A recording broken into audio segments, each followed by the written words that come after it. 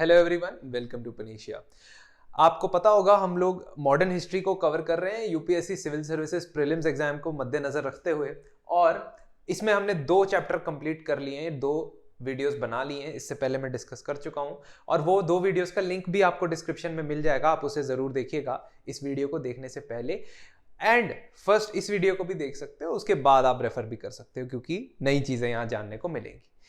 Anglo French rivalry, हम modern history में पढ़ रहे हैं कि यूरोपियंस इंडिया के अंदर आते हैं, पोर्टुगीज आते हैं, ब्रिटिश आते हैं, और अब हम फ्रेंच के बारे में देखेंगे और फ्रांस और ब्रिटेन के बीच की राइवलरी इंडिया में कैसे चलती है, कौन यहां पे अपना व्यापार और अपना रूल दोनों एस्टेब्लिश कर पाता है, ये हम जानेंगे। देखिए, फ्रेंच की निगाहें इंडियंस के ऊपर या इंडिया की टेरिटरी के ऊपर तो थी पहले से, लेकिन काफी लेट जाके 1664 में वो अपना एक कंपनी खोलते हैं जिसका नाम है कैंपेन डेज इंडेज ओरिएंटलिस।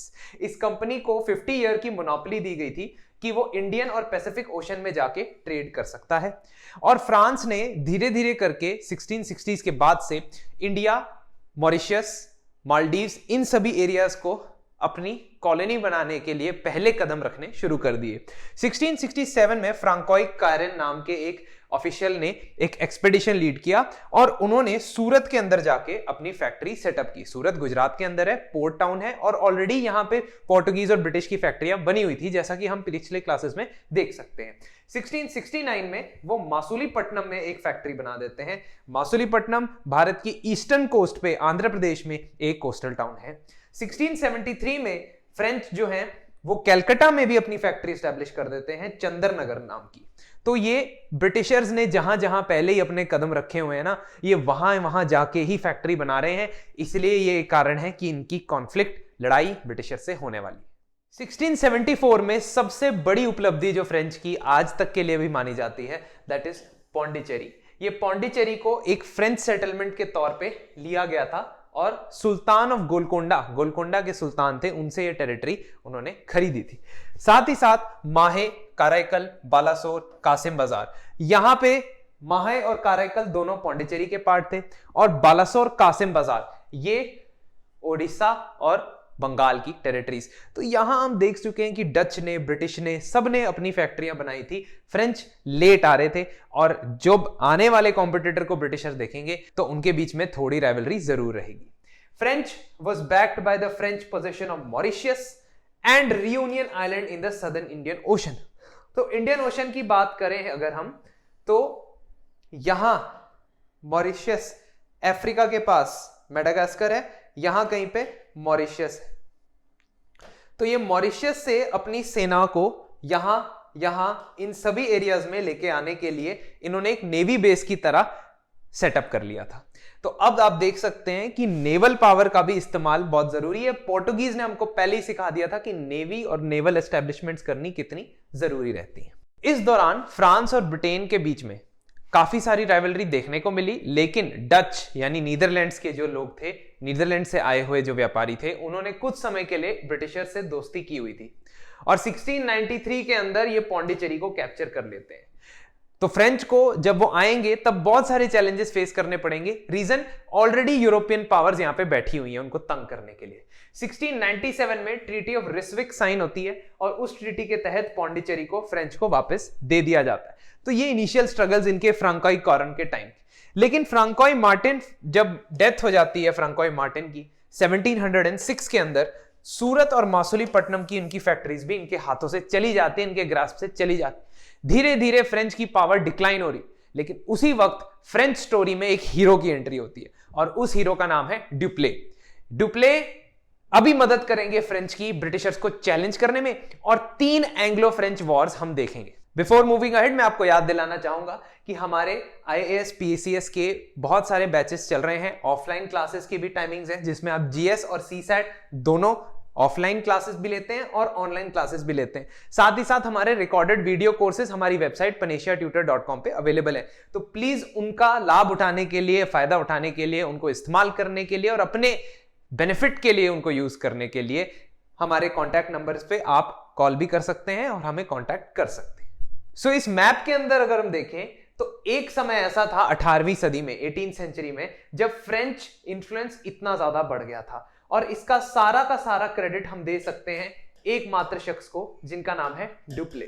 तो डुप्ले ने फ्रेंच टेरिटरी को बनाया भी है और उन्होंने उनका काम बिगाड़ा भी है। आइए देखते हैं कैसे। एंग्लो फ्रेंच राइवलरी एक्चुअली सिर्फ इंडिया के अंदर सीमित नहीं थी। ब्रिटेन और फ्रांस कई सदियों से एक दूसरे के दुश्मन रह चुके थे और उनकी यूरोप के साथ साथ अन्य बहुत सारे जगहों में लड़ाइयां होती थी। फॉर एग्जाम्पल, ये 1756 से लेके 1763 तक 7 इयर्स वॉर नाम की एक लड़ाई थी जो ब्रिटिशर्स और फ्रेंच के बीच में लड़ी गई थी। और इस मैप में आप ये देख सकते हैं कि कितने एरियाज में ये स्प्रेड था। यूरोप के अंदर तो लड़ाई चली रही है, आपको पता ही है यूरोप के झगड़ों की वजह से क्या क्या हो चुका है। 2 वर्ल्ड वॉर हो चुकी है, तीसरा होने वाला है ऐसा लग रहा है। और अब हिस्ट्री में और भी कई इंस्टेंसेस हैं जहां यूरोप के झगड़े बाकी जगह प्रॉब्लम क्रिएट कर रहे हैं। तो ब्रिटिशर्स और फ्रेंच की जो टेरिटरीज इंडिया में थी वो भी आपस में लड़ेंगी, ब्रिटिशर्स और फ्रेंच की जो टेरिटरीज थी नॉर्थ अमेरिका में वो भी आपस में लड़ेंगी। तो आप ये देख सकते हो कि इन सभी एरियाज के अंदर कारण क्या है? 2 देशों की आपसी मतभेद, आपसी राइवलरी, लेकिन उसको 3 कॉन्टिनेंट्स में आप फैलता हुआ देख रहे हो। ये उस समय भी होता था और आज भी यही कायम है। सो 3 कार्नाटिक वॉर्स में से 2 कार्नाटिक वॉर्स जो थे वो डायरेक्ट रिजल्ट थे ब्रिटेन और फ्रांस की राइवलरी का यूरोप में, यानी कि भारत से बाहर, और एक एंग्लो फ्रेंच वॉर इंडिया के मैटर से रिलेटेड था। तो आइए देखते हैं कौन से वॉर्स कैसे हुए। सबसे पहले हमने देखना है फर्स्ट कार्नाटिक वॉर। अब यार इसको कार्नाटिक क्यों बुलाते हैं? क्योंकि कार्नाटिक उस रीजन का नाम है जो तमिलनाडु और उसके इंटीरियर हिंटरलैंड में पड़ता है। ब्रिटिशर्स इस पूरे इलाके को कार्नाटिक बुलाते थे।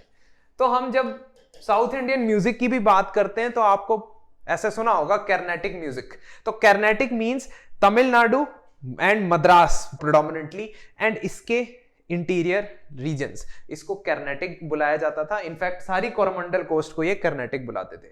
और यहां की जो लड़ाई है मेनली इन्हीं बैटलफील्ड्स में लड़ी गई है साउथ इंडिया में, इसलिए इसको कार्नाटिक वॉर बुलाया जाता है। आप इसको एंग्लो फ्रेंच वॉर भी बुला सकते हैं। तो जो सबसे पहला कार्नाटिक वॉर था उसका इंडिया के अंदर कॉज नहीं है, उसका कॉज फ्रांस और ब्रिटेन की आपसी राइवलरी है ऑस्ट्रिया के वॉर ऑफ सक्सेशन के लिए। तो ऑस्ट्रियन एम्पायर एक साम्राज्य था, ब्रिटिश एक साम्राज्य था, फ्रांस एक साम्राज्य था। ऑस्ट्रिया यूरोप में है, ब्रिटेन यूरोप में है, फ्रांस यूरोप में।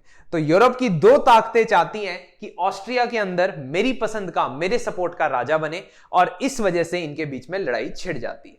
इंग्लिश नेवी क्या करती है? इंडिया के अंदर भी इसको स्प्रेड कर देती है, क्योंकि जहां जहां फ्रेंच और ब्रिटिश टेरिटरीज होंगी और उनकी सेनाएं तैनात होंगी वहां वहां लड़ाई होने के चांसेस बढ़ जाएंगे। तो फ्रेंच शिप्स को इन्होंने सीज कर लिया, पकड़ लिया, जिसकी वजह से फ्रांस ने वापस इनको मुंह तोड़ जवाब दिया और 1746 के अंदर एडमिरल ला बोर्डोनाय के अंदर उनकी लीडरशिप में इन्होंने मद्रास कैप्चर कर लिया। मद्रास जहां पे ब्रिटिशर्स 17वीं सदी में ही अपनी फैक्ट्री एस्टेब्लिश कर चुके थे, फोर्ट सेंट जॉर्ज एस्टेब्लिश कर चुके थे। इसके लिए, ये काम करने के लिए ला बोर्डोनाय को इंस्पायर करते हैं डुप्ले।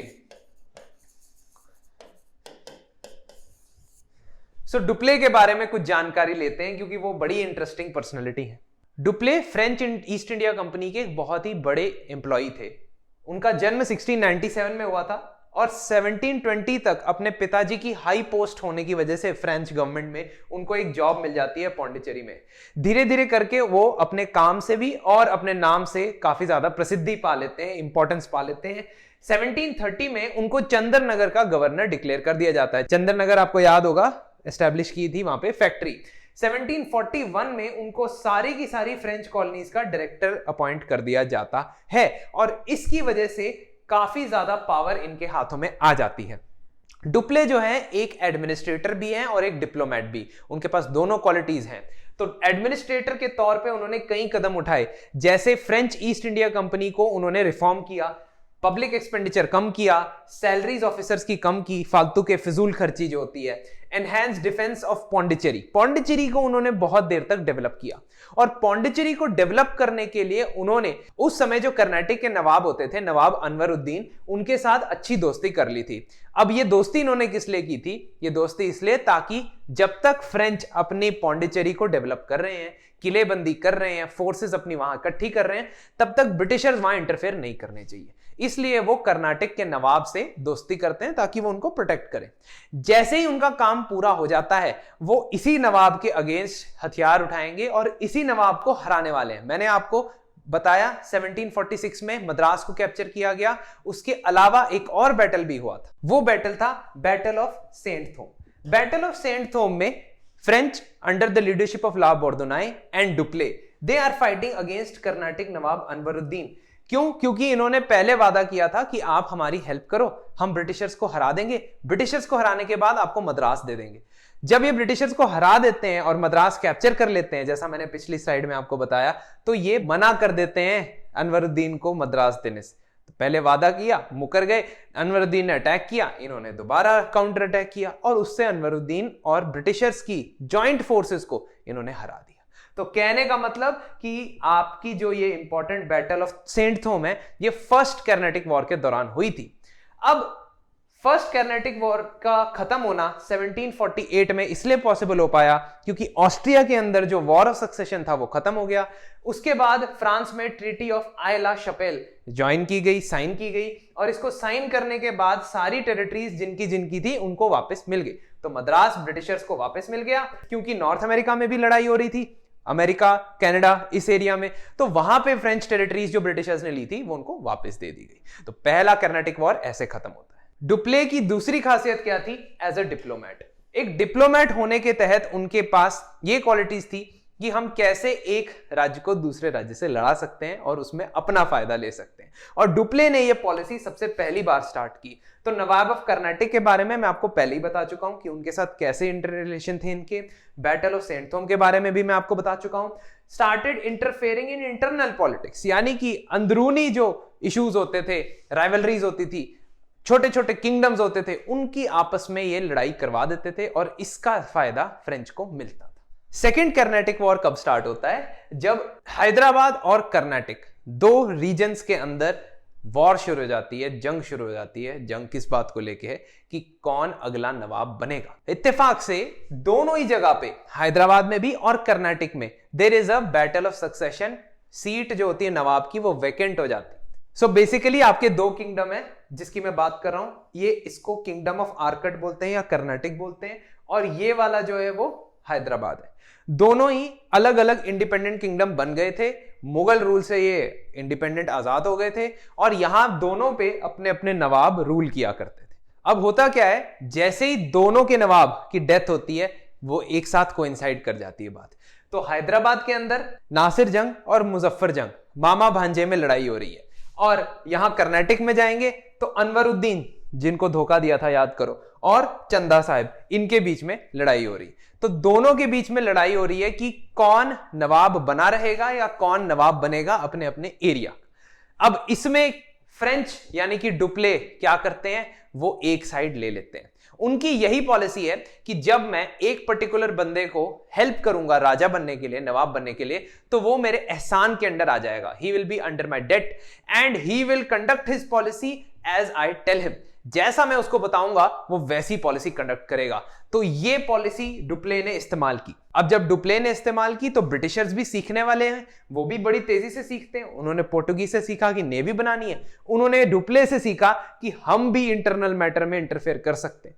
तो ये फोर्सेस या फौज ऑफर करने का जो प्रथा है कि आप लोकल राजाओं को फोर्सेस ऑफर करो, सेना ऑफर करो, हेल्प ऑफर करो, ये डुप्ले ने स्टार्ट की और ब्रिटिशर्स ने इसको डुप्लीकेट करना शुरू कर दिया। इसी के आधार पे बाद में सब्सिडियरी अलायंस सिस्टम डेवलप होगा, जिसके बारे में हम आगे आने वाली क्लासेस में पढ़ेंगे।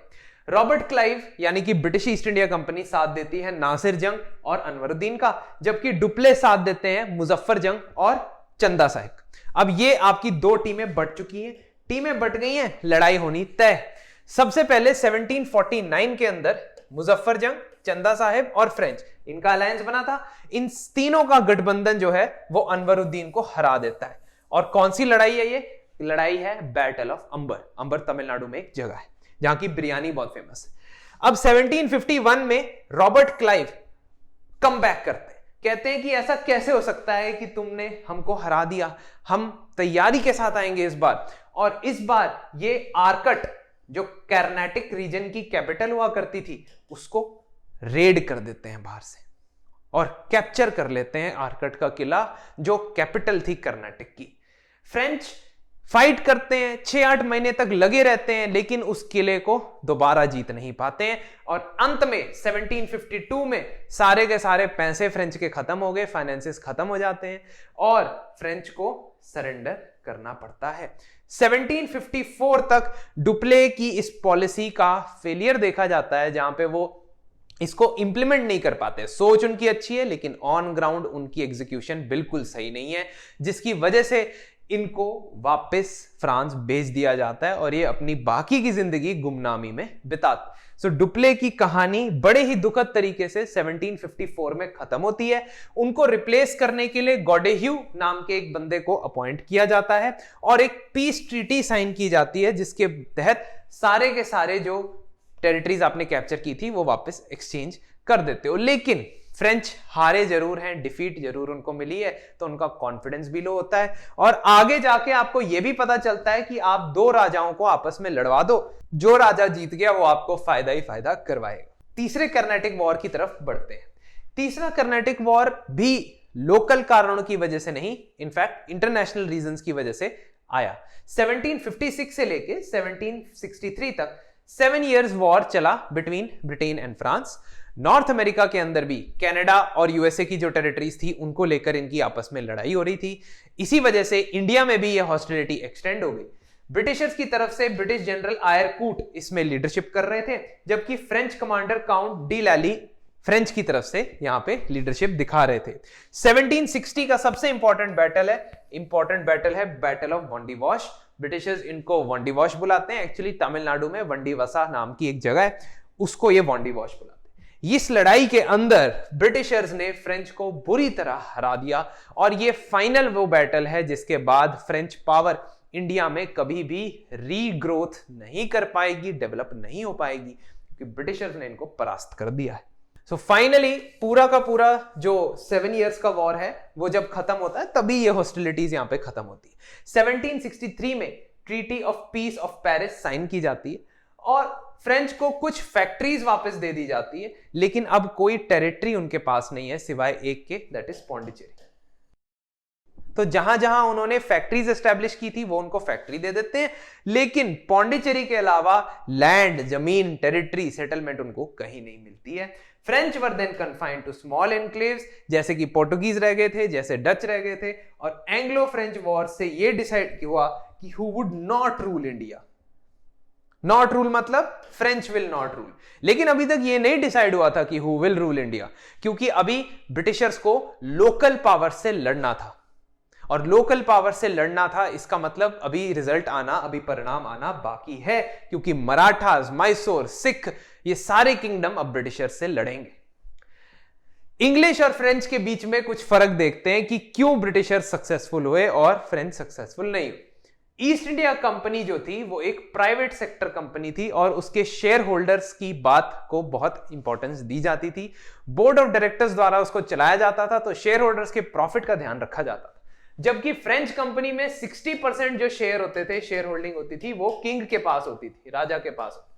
तो राजा उसमें पैसे डालता जा रहा है और किसी को प्रॉफिट की नहीं पड़ी। क्यों? क्योंकि जो उसके शेयर होल्डर हैं, सरकारी कंपनी है, तो उनको पता है कि शेयर होल्डर को डिविडेंड या प्रॉफिट तो मिल ही जाए। दैट प्रॉब्लम वाज देयर, लेकिन इनको कमाना पड़ेगा। अगर प्रॉफिट नहीं होगा तो हमें शेयर के प्राइस नहीं बढ़ेंगे, नहीं मिलेंगे। लेकिन यहां पे ऐसा कुछ नहीं था। सरकारी काम काज है तो अगर जी मुझे वेपन्स चाहिए तो मुझे एक पर्ची लिख के, लेटर लिख के भेजना पड़ेगा, वहां पे फ्रांस जाएगा, वहां से परमिट मिलेगा, तब तक तो वॉर खत्म। तो इसलिए ये एडवांटेज पे है। इंग्लिश नेवी बेटर थी, सुपीरियर थी, उन्होंने फ्रांस में, स्पेन में पहले ही कुछ बैटल्स जीते थे, तो इसलिए उनके पास सुपीरियरिटी, जबकि फ्रेंच नेवी की उतनी सुपीरियरिटी इस वक्त नहीं थी। इंग्लिश के पास 3 सेंटर ऑफ पावर थे। कौन कौन से? मद्रास, बॉम्बे और कैलकाटा, जबकि फ्रेंच के पास था सिर्फ पौंडीचेरी। तो अगर एक तरफ अटैक होता था तो एक ही तरफ से सेना भेजी जा सकती है, फंस सकते, लेकिन यहां पे 3 सेंटर है, तो कलकत्ता पे अटैक होगा तो बॉम्बे से सेना या मद्रास से सेना भेज सकते हो। British always kept commercial interest eight forefront, यानी कि ब्रिटिशर्स ने सबसे पहली प्रायोरिटी यही रखी थी कि हमारे पास पैसा, इकोनॉमिक स्ट्रेंथ होनी चाहिए, जबकि फ्रेंच ने टेरिटोरियल एम्बिशन के चक्कर में, रिलीजियस जील के चक्कर में, इस सब चीजों के चक्कर में ज्यादा ध्यान लगाया कि इनकी गेम में खेलते हैं, और प्रॉफिट कमाने पे उनका काम थोड़ा कम चला गया। और एंड में वॉर वही जीतता है जिसके पास मनी पावर होती है, ताकत होती है इकोनॉमिक, तो वो इकोनॉमिक पावर इनके पास कम थी।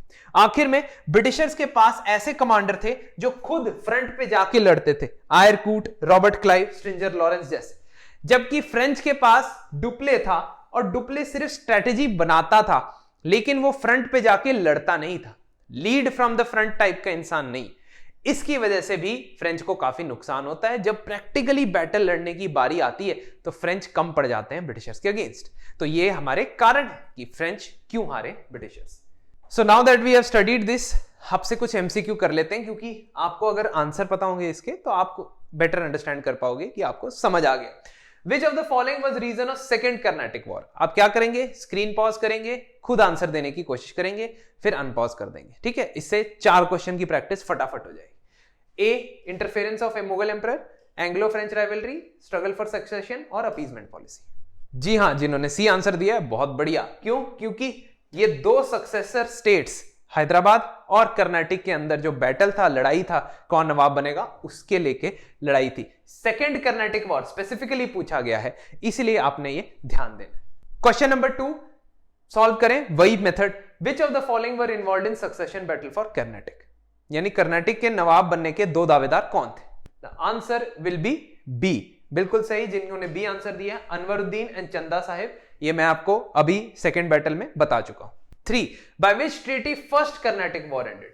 पहले कर्नाटिक वॉर के एंड में कौन सी ट्रीटी साइन हुई थी? तो किस ट्रीटी से साइन हुआ था? आप साल भी बता सकते हैं कमेंट सेक्शन में अगर आप बताना चाहे तो। That answer is B, that is correct, treaty of आइला चैपेल। वेरी गुड, जिन्होंने भी बी आंसर दिया बहुत सही। और आखिरी में मैच द फॉलोइंग, इनको मैच करें। Battle of Ambur, battle of Saint Thome, battle of Wandiwash. जिन्होंने बी आंसर दिया है वो सही। क्यों? क्योंकि उन्होंने क्वेश्चन सही से पढ़ा होगा। यहां पूछा है इनकरेक्टली मैच बताना है, इनकरेक्टली मैच बताना है, करेक्टली मैच नहीं बताना है। तो इनकरेक्टली मैच तो पहले दोनों है। क्यों? क्योंकि battle of Saint Thome first Carnatic war में हुआ था, जबकि battle of Ambur second Carnatic war में हुआ था। ये वाला सही है, थर्ड वाला, तो तीसरा सही है। इसका मतलब पहले दोनों गलत है, तो आंसर हो गया B, 1 and 2 only. So really thank you for joining us on this video. Please subscribe our channel, and for any queries you can contact us on the email IDs and press the bell icon for more updates. Thank you.